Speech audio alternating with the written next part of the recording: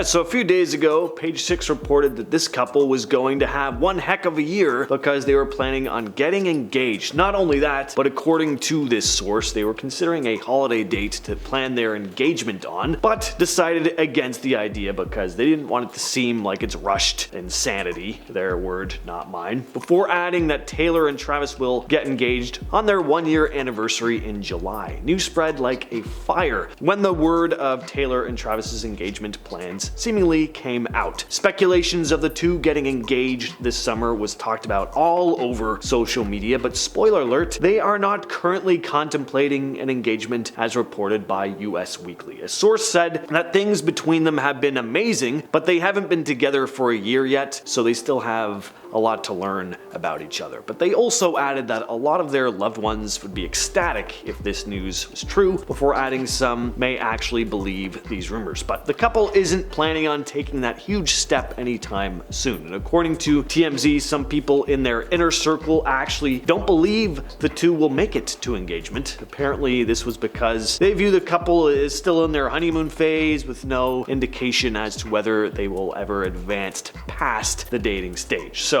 what are the future plans for these two? I mean, they are clearly not getting engaged, and maybe for good reason, because they're both busy bees. In February, Taylor's set to resume her international tour, which means she'll be overseas not just for weeks, but months. Of course, distance is hard in a relationship. I mean, they have all the money in the world to travel to one another, but finding the time for that when you have schedules like theirs is gotta be pretty difficult. Plus, the added time difference also gives another challenge, but that doesn't mean it's necessarily a bad thing. They say distance makes the heart grow fonder, right? So it's not all negative. Plus, it definitely tests and challenges their relationship. Although their relationship is not quite advancing the way some may think, they are everyday people like you and I. On average, couples wait at least a few years before popping the big question. And if you need a whole recap on the whole Taylor and Travis relationship, we got you covered. It all began in July of 2023 when Travis attended the Eras Tour at Arrowhead Stadium, where he also plays football for the Kansas City Chiefs. This is where the football star was seen watching the concert from a private box and was even trading friendship bracelets with other fans at the venue. That same month, Travis revealed he actually attempted to meet Taylor after this show, and that's when he would have traded bracelets with her. They were actually custom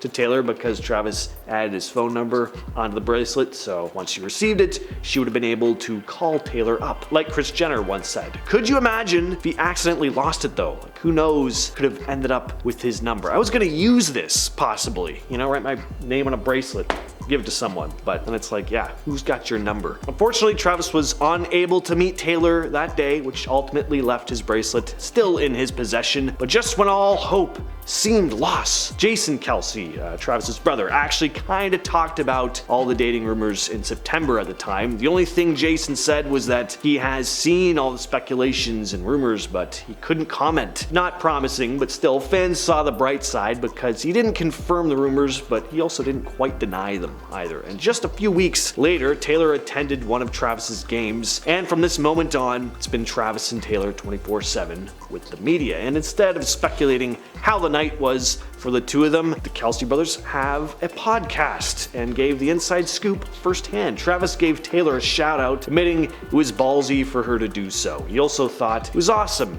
how everyone in the suite had nothing but great things to say about her, and that's coming from his friends and family. But ultimately, wanted to respect the two of them, so he wasn't planning on talking about Taylor on his podcast any further. But how did he go from a failed bracelet to suddenly a rumored romance? Travis revealed a Cupid helped him out. Maybe not the little baby in a diaper with a bow and arrow, but someone helped him out. And who was this mystery Cupid? Tons of Swifties wanted to know. They needed to know so they could thank them for this pairing. Do you want to take a guess? I'll give you a clue. You'll probably not guess because Cupid was Danny Fry III, who is Taylor Swift's second cousin. Danny's a dirt track racer who grew up close with Taylor, even though they were second cousins. And according to Travis, the Cupid told him what was going on and even helped him reach the singer herself. Plus, I didn't know this until recently, but Travis and Taylor actually got to know each other before the public even knew. And he expressed how he was grateful for this time because they got to know each other. Plus, they just began hanging out and having a great time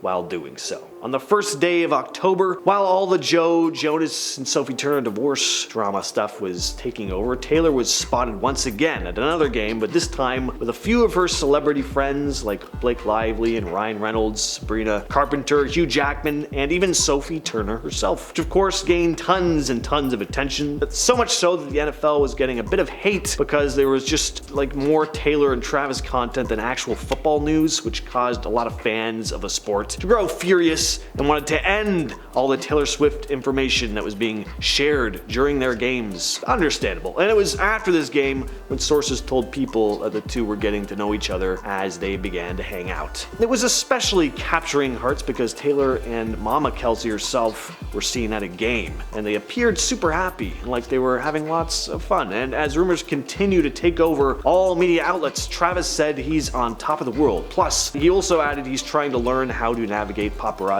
now that he's with someone at the insane level of fame that Taylor is. Photographers even began waiting for him at his Kansas City home. I don't remember the last time the media followed a new couple so much. It was everywhere that these two were rumored to be together. It wasn't a strange combination. We see it often when an artist gets with an athlete, but in this situation, the two just had very different fan bases. And with the amount of fame Taylor has, it was no surprise this news was as widespread as it was. Just when the public only saw a glimpse of the couple, it would be soon when Taylor and Travis both made surprise appearances on SNL. And after the show, they were photographed holding hands in New York City as they attended the SNL after party. Sources at the party who spoke to people said they were there all night and just so smiley and happy, and even noted that they were super affectionate all night. And of course, Swifties went crazy, especially because many believe she finally found a man who could treat her right. And around this time was when a picture of Taylor kissing Travis's cheek was posted online.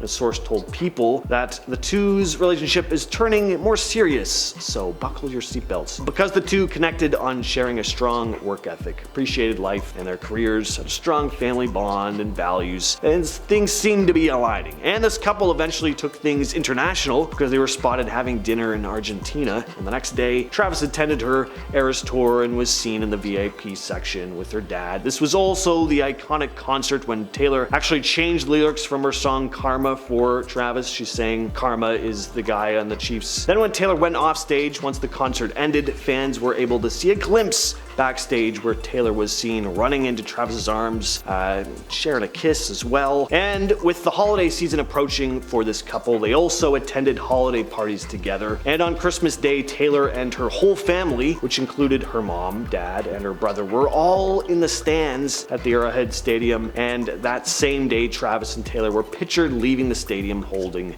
hands. But it wasn't just Christmas they spent together, because they also spent New Year's Eve together, as an onlooker shared a video onto social media of the two sharing a kiss. As all things seemed to be going well, TMZ actually reported the two having run into a challenging part of their relationship. In fact, they described it as very challenging, because once the Eras tours starts, Travis won't be able to travel until the NFL season is over, which would put the distance to a real test. But they do apparently have plans to see each other on Valentine's, whether it will be overseas or in the States. I mean, Taylor seems to be having a very busy schedule because she'll be in Tokyo for her February 7th and 10th shows, and has to be in Australia for her show on the 16th. Honestly, sounds very busy, but I'm sure they can make it work. If he wanted to, he would. But one step at a time, because they have to see if the Kansas City Chiefs make it to the Super Bowl or not, because that event is scheduled for February 11th. But I honestly hope they make up for the distance with one amazing Valentine's Day. Maybe they'll visit Super Mario World.